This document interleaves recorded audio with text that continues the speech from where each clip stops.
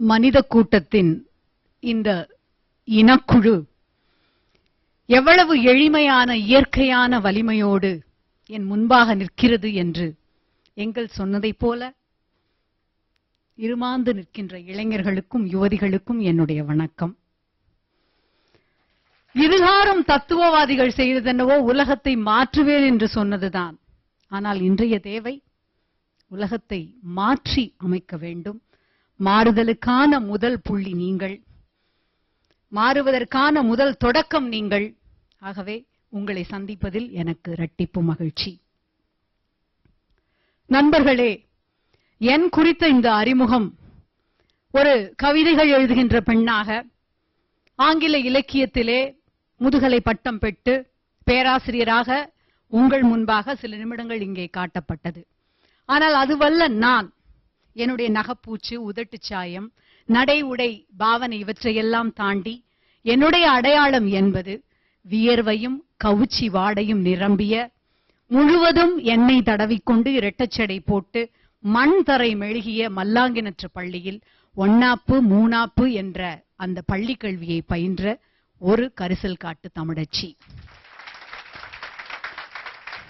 என் கவிதைகள் குறித்தோ, என்னுடைய அடையாளம் குறித்தோ, என்னுடைய வேர்கள் குறித்தோ நான் இங்கே உங்களோடு விளையாட வரவில்லை.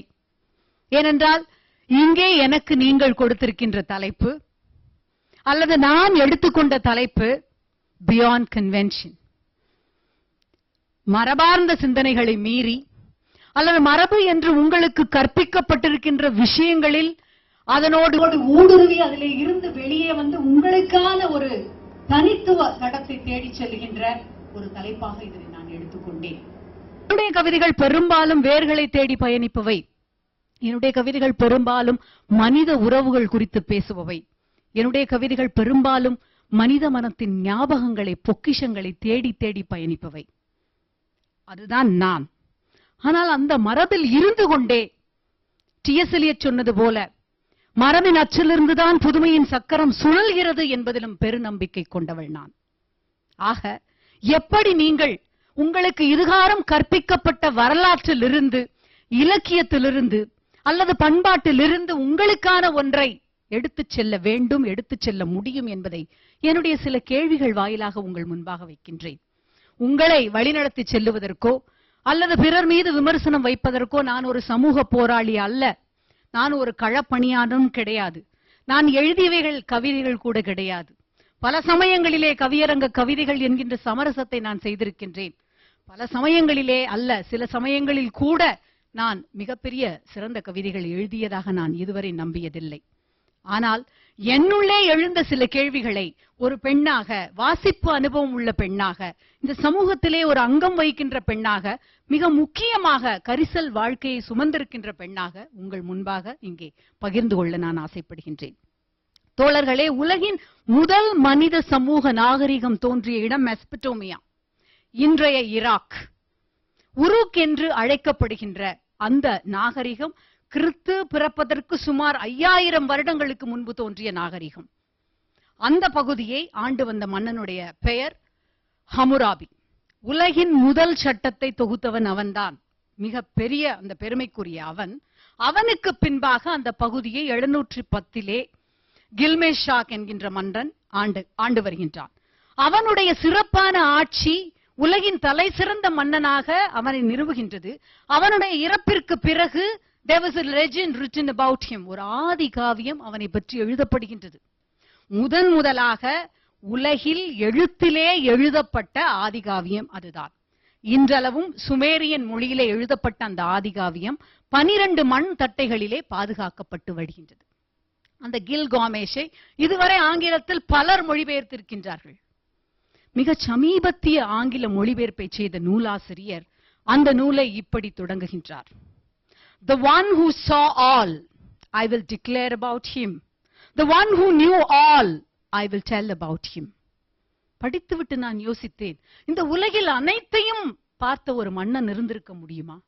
இந்த உலகில் அனைத்தையும் தெரிந்து கொண்டதாக சொன்ன ஒரு மன்னன் இருந்திருக்க முடியுமா? திரும்பி பார்த்தேன். நாம் நம்முடைய தமிழ் பாரம்பரியம் பண்பாடு குறித்து எவ்வளவு பெருமையோடு 3000 ஆண்டுகளுக்கு முந்தைய இனம் என்று சொன்ன அந்த வரலாற்றையும் நான் திரும்பி பார்த்தேன். அத்தனையும் பெருமிதத்தோடு எடுத்துக்கொண்டாலும் கேள்விகளற்று நாம் அவற்றை அப்படியே ஏற்றுக்கொள்ள முடியுமா? இது சாத்தியமா என்று அனைத்தையும் தெரிந்து கொள்ள முடியாவிட்டாலும் நமக்கு கொடுக்கப்பட்டவற்றை ஒரு மாறுபட்ட கோணத்தோடு பார்க்கும் பொழுது ஏன் ஒரு சராசரி மாணவன், ஒரு சராசரி பெண் ஒரு மன்னனை விட சிறந்தவளாக ஆக முடியாது என்கின்ற என்னுடைய கேள்வி வந்தது. Beyond convention, breaking rules, questioning your tradition, but with value and reason. பகுத்தறிவின் மூலமாக, அறத்தின் மூலமாக கொடுக்கப்பட்ட சிலவற்றை மீட்டுருவாக்கம் செய்து கேள்விகள் எழுப்பும் பொழுது நீங்கள் புதிதாய் பிறக்கின்றீர்கள். பியாண்ட் த கன்வென்ஷன் என்கின்ற ஒன்றை தேர்ந்தெடுக்கின்றீர்கள். ஆக இலக்கியம், தமிழ் இலக்கியமாகட்டும், அது ஆங்கில இலக்கியமாகட்டும், உங்களுக்கு கொடுக்கப்பட்ட பண்பாடாகட்டும், இவற்றையெல்லாம் அப்படியே கிரகித்துக் கொண்டு நாம் அப்படியே போகப் போகிறோமா? பல சமயங்களில் உங்களிடம் இந்த கேள்வி கேட்கப்பட்டிருக்கும். Who is your role model? உங்களுடைய பள்ளி இறுதி ஆண்டிலே அல்லது கல்லூரி முதல் ஆண்டிலே நீங்கள் சேரும் பொழுது இளைஞர்களாகிய நீங்கள் சந்திக்கின்ற கேள்வி இதுதான். அன்னை தெரசாவிலிருந்து இன்னும் பல பேரை நீங்கள் சொல்லலாம். நான் 3 கேள்விகளை வழக்கமாக அவர்களிடத்திலே வைப்பேன். தனிப்பட்ட நபர்களை, அவர்களுடைய பெயர்களை சொல்லும் பொழுது நீங்கள் தயவு செய்து தூஷணிகளாகவோ விமர்சனங்களாகவோ எடுத்துக்கொள்ளக் கூடாது. சம்பவங்களை சுட்டிக்காட்டி அந்த சம்பவங்களின் மூலமாக நீங்கள் எப்படி தெரிவு செய்கிறீர்கள் என்பதற்காகத்தான் நான் சொல்லுவது. உங்களுக்கு இந்திரா நூயை மிக நன்றாக தெரியும். I also know about her, the very famous first woman entrepreneur who heads as a CEO of Pepsi. We are all proud about her. அது அவர்கள் தேர்ந்தெடுத்த ஒரு வழிபாதை. அவர்கள் இந்தியன், குறிப்பாக சென்னையை சேர்ந்தவர் என்பதிலே பலருக்கு பெருமை உண்டு. ஆனால் ஒரு பக்கத்திலே இந்திரா நூயி, மறுபக்கத்திலே பெப்சி என்கின்ற நிறுவனம் எப்படி நம்முடைய நிலத்தடி நீரை உறிஞ்சி நம்முடைய மண்ணை ஒரு மலட்டுத்தனமான மண்ணாக ஆக்குகிறது என்பதை மக்களுக்கு வலியுறுத்தி ஒரு மிகப்பெரிய போராட்டத்தை முன்னெடுத்த படிக்காத கேரளத்தின் ஜானு. இந்த இருவரையும் இரு பக்கத்திலே வைத்து பார்த்தால் நீங்கள் யாரை உங்களுடைய முன்மாதிரியாக தேர்ந்தெடுப்பீர்கள்? அதுபோல சமீபத்திலே மான் ஒன்றை வேட்டையாடியதற்காக இன்று வரை வழக்காடு மன்றத்திலே படியேறுகின்ற நடிகர். நாம் அனைவருமே பிம்பங்களால் கட்டமைக்கப்பட்ட, பிம்பங்களால் ஆதர்சிக்கப்படுபவர்கள் தான். நமக்கு பெண் உரிமை மிக முக்கியம். பெண் உரிமையை 50 வருடங்களாக நமக்கு இங்கே தமிழகத்திலே ஊட்டிய பெரியாரை நாம் மிக நன்றாக அறிவோம். இருந்தாலும் நாம் அதிகமாக ஆசைப்படுகிற ஆணும் அதிகமாக கோபப்படுகிற பெண்ணும் உருப்பட்டதாக சரித்திரமே கிடையாது என்று சொன்னால் கைதட்டுவோம். அதே போல 1000 இருந்தாலும் அவன் ஆம்பள, போலீஸா இருந்தாலும் நீ பொம்பள என்றொரு இளைய கதாநாயகர் சொன்னால் கைதட்டுவோம். அங்கவை சங்கவை நம்முடைய தமிழின் அடையாளங்கள், கருப்பு நம்முடைய திராவிடத்தின் நிறம். ஆனால் ஒரு தமிழ் அறிஞர் இரு பெண்மணிகளை கருப்பான வண்ணமாக்கி அங்கவை சங்கவை என்று பெயரூட்டி வாங்க பழகலாம் என்று கூப்பிட்டால் மறுபேதும் சொல்லாமல், கண்டனம் ஏதும் தெரிவிக்காமல் கைதட்டுவோம். ஆக ஒரு பக்கத்தில் மான் ஒன்றை வேட்டையாடிய அந்த ஒரு குற்றத்திற்காக வழக்குக்கு செல்லுகின்ற நடிகர், இன்று வரை எந்தவிதமான அச்சுறுத்தலுக்கும் பயப்படாமல் அவருக்கு எதிர்த்து வழக்கு மன்றத்திலே, நீதிமன்றத்திலே சென்று சாட்சி சொல்லுகின்ற பிஷ்னாய் பழங்குடியினரை சேர்ந்த படிக்காத பெண்கள் 3. யாரை நீங்கள் உங்களுடைய ரோல் மாடலாக அல்லது முன்மாதிரியாக தேர்ந்தெடுப்பீர்கள்? மிக மிக முக்கியமான இந்த கேள்வி. இதனை கேட்டுக்கொள்ளுகின்ற அறமும் பகுத்தறிவும் எப்படி உங்களுக்கு கிடைக்கும் என்றால், ஏற்கனவே கொடுக்கப்பட்டவற்றை உங்களுக்கு கிடைத்திருக்கின்ற இந்த கல்வி என்கின்ற வாய்ப்பின் மூலமாகவும் அறிவின் திறத்தாலும் சுதந்திரத்தாலும் நீங்கள் அதனை சரியான பாதையிலே கொண்டு செல்லும் பொழுதுதான் சாத்தியப்படும். இந்த சுதந்திரம் எத்தனை பேருக்கு கிடைத்திருக்கின்றது? பொருளாதார வாழ்க்கையிலே மேம்பட்டு கல்வி என்கின்ற மிகப்பெரிய ஆயுதம் உங்கள் கைகளிலே இருக்கின்றது. நீங்கள் மிக அழகாக ஒரு கவிதை எழுதலாம். எனக்கும் மனுஷபுத்திரனுக்கும் மழை என்றால் மிக பிடிக்கும், இருவரிடமும் ரொட்டி இருக்கிறது, கணப்படுப்பு இருக்கிறது, கம்பளி இருக்கின்றது. மழையை பற்றி கவிதை எழுதலாம்.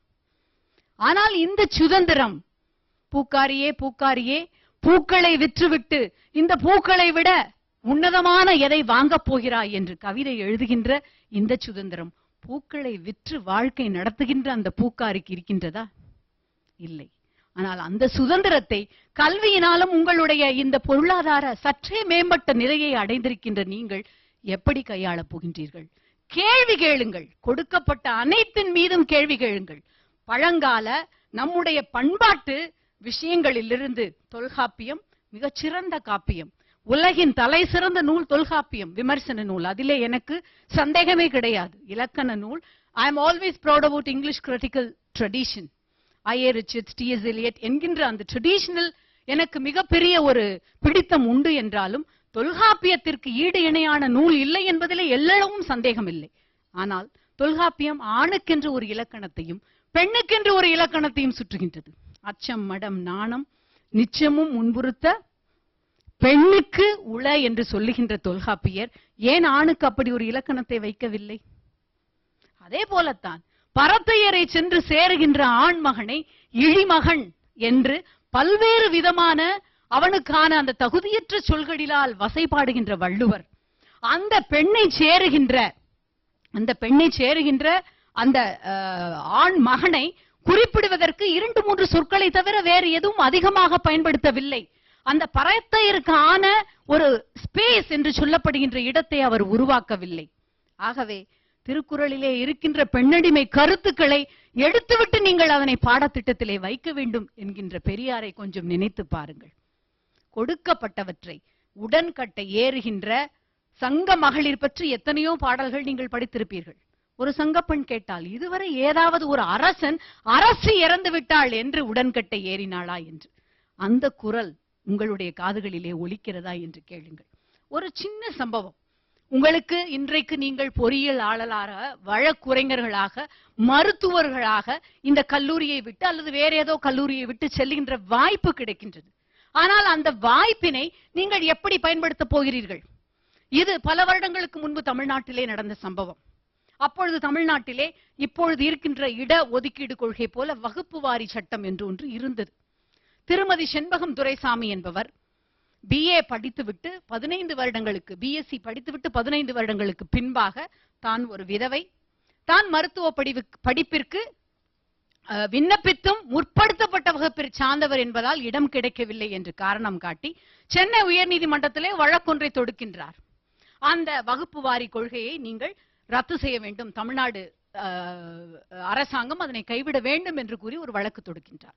அதே போல ஒரு பொறியியல் கல்லூரியிலே சேர முடியாத திரு CR சீனிவாசன் என்பவரும் இதே கருத்தை காரணம் காட்டி வழக்கு தொடுக்கின்றார்.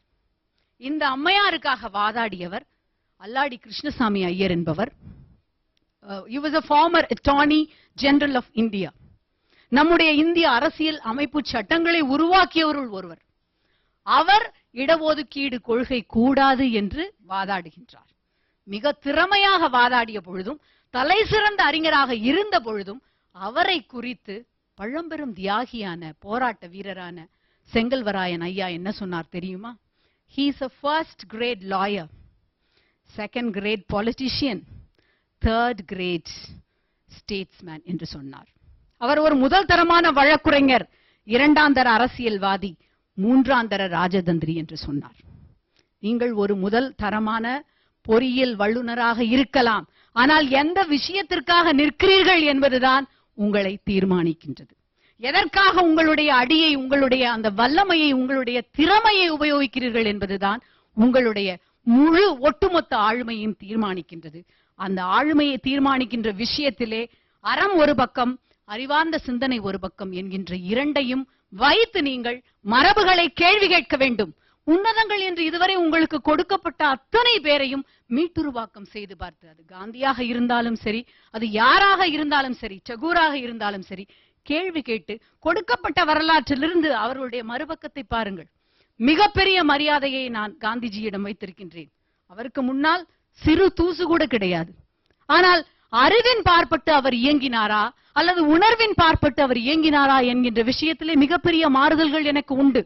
உண்ணாவிரதம் என்கின்ற அந்த போராட்ட முறையை அவர் எப்படி கையாண்டார் என்பதற்கு நிறைய விமர்சனங்கள் எழுந்தன. 2 விஷயங்கள் காந்திஜியினுடைய வாழ்க்கையிலே நடந்தது. ஒரு முறை அம்பேத்கர் இரட்டை வாக்குரிமை கோரி அதற்காக போராடும் பொழுது அதற்கு எதிரான ஆயுதமாக உண்ணாவிரதத்தை காந்திஜி கையெடுக்கின்றார். ஒரு பொழுதும் அறிவார்ந்த உரையாடலை சாத்தியப்படுத்தாத ஒரு மிகப்பெரிய ஆயுதம் இந்த உண்ணாவிரத போராட்டம் என்பதை உணர்ந்தே அம்பேத்கர் அங்கே அறத்தின் பால் நின்று இவருக்கு விட்டுக் கொடுக்கின்றார். நீங்கள் எதன் பக்கம் நிற்கப் போகிறீர்கள்? அறிவார்ந்த உரையாடல் பக்கமா, அல்லது அறம் சார்ந்து ஒரு அகிம்சை என்கின்ற ஒன்றை சார்ந்து உண்ணாவிரதம் என்கின்ற ஒன்றை எடுக்கும் பொழுது அங்கே அடிபட்டு போகின்ற சமூக நீதி என்கின்ற ஒன்று அடிபட்டு போகின்றதே, எதன் பக்கம் நீங்கள் நிற்கப் போகின்றீர்கள்? இன்னொரு சம்பவம், அது காந்திஜிக்கும் டகோருக்கும் இடையே நடந்தது. இருவரும் சாந்தி நிகேதனுக்கு செல்கின்றார்கள். அப்பொழுது ஒரு பெண் வந்து காந்திஜியிடம் ஆட்டோகிராஃப் கேட்கின்றாள். காந்திஜி, நீ உறுதியாக தீர்க்கமாக யோசித்து விட்டு ஒரு உறுதிமொழி கொடுத்தால் உன்னுடைய என் உயிரை கொடுத்தாவது அதை காக்க வேண்டும் என்கின்றார். ஆனால் டகோர் மிகுந்த கோபம் கொண்டு அந்த காகிதத்தை அந்த பெண்ணிடமிருந்து வாங்கி, ஒரு காலத்தில் இந்த உறுதிமொழி முட்டாள்தனமானது என்று உணர்ந்தால் அதனை கிழித்தெளிய தவறாதே என்று சொல்கின்றார். இங்கே நீங்கள் யார் பக்கம் நிற்கிறீர்கள் என்பது அறிவின் பக்கமா அறத்தின் பக்கமா என்பது நீங்கள் எடுக்கின்ற அந்த தளத்தின் சார்பு நிலையை பொறுத்தது. மரபை, வரலாற்றை, உன்னதங்களை கேள்வி கேட்கின்ற அந்த ஒரு மிக முக்கியமான புள்ளியை பொறுத்தது. மாணவர்களே, நண்பர்களே, கேள்வி கேளுங்கள். அந்த கேள்வியின் மூலமாக மட்டுமே கொடுக்கப்பட்டவற்றிலிருந்து உங்களுக்கான பதில்களை பகுத்தறிவு, அறம், அறிவு இவற்றின் மூலமாக பெறுவதில் மட்டுமே நீங்கள் உண்மையான ஒரு கனவு சமுதாயத்தை கண்டடைய வேண்டும். நான் விமர்சனங்கள் மட்டுமே வைத்துவிட்டு போக இங்கே விரும்பவில்லை. இன்னும் பார்க்க போனால் சுய பரிசோதனை ஒன்றின் மூலமாக ஏற்கனவே கட்டமைக்கப்பட்ட மரபுகளை மீறியவர் காந்திஜி. பெண்களுடைய அந்த உடல் மீது அவர் செய்த பரிசோதனைகள் குறித்து அவருக்கு விமர்சனம் இருந்தது. ஆனால் அது குறித்து அவர் ஒரு பொழுதும் எழுதவோ பகிரங்கமாக பகிர்ந்து கொள்ளவோ தயங்கியதே கிடையாது. ஆகவே கேள்வி கேளுங்கள். உங்களுடைய அறத்தின் பாலும் பகுத்தறிவின் பாலும் நின்று இலக்கியம், பண்பாடு, அரசியல் உன்னதங்கள், கட்டமைக்கப்பட்ட வடிவமைக்கப்பட்ட கற்பிதங்கள் இவற்றில் எல்லாவற்றிலும் உங்களுக்கான ஒரு பார்வையை கண்டுபிடித்து எடுத்துக் கொள்ளுங்கள். ஒரு கேள்வியோடு என்னுடைய உரையை நிறைவு செய்கின்றேன். இந்த உலகில் மிக முக்கியமான மனிதன் யார்? முதலாக ஆல்ப்ஸ் மலையை நோக்கி படையெடுத்து சென்றவனா, அல்லது முதலில் புவியீர்ப்பு விசையை கண்டுபிடித்தவனா, அல்லது யாருடைய துணையும் இன்றி முதலாக ஒரு இரும்பு மண்வெட்டியை செய்த பெயரற்ற காட்டுவாசியா? யாருக்கும் பதில் தெரியாது. அறமும் அறிவார்ந்த பகுத்தறிவும் மனசாட்சியும் எளிமையும் உண்மையும் நிறைந்த ஒரு உலகத்தை கேள்விகளின் மூலம் மட்டுமே, ஒரு வேருக்குள் ஊடுருவி சென்று பார்க்கின்ற அந்த பார்வையின் மூலம் மட்டுமே நீங்கள் கண்டெடுக்க முடியும். சட்டங்களும் மற்ற விதமான கற்பிதங்களும் நாம் வாழ்கின்ற வீடு கிடையாது. அவை வெறும் ஜன்னல்கள் மட்டுமே. வாழ்கின்ற வீடாக பகுத்தறிவையும் கேள்விகளையும் பியாண்ட் த கன்வென்ஷன் ஒரு ஓர்மையோடு செல்கின்ற பயணத்தையும் நீங்கள் கைவரப்பள்ளுங்கள். வாழ்த்துக்கள்.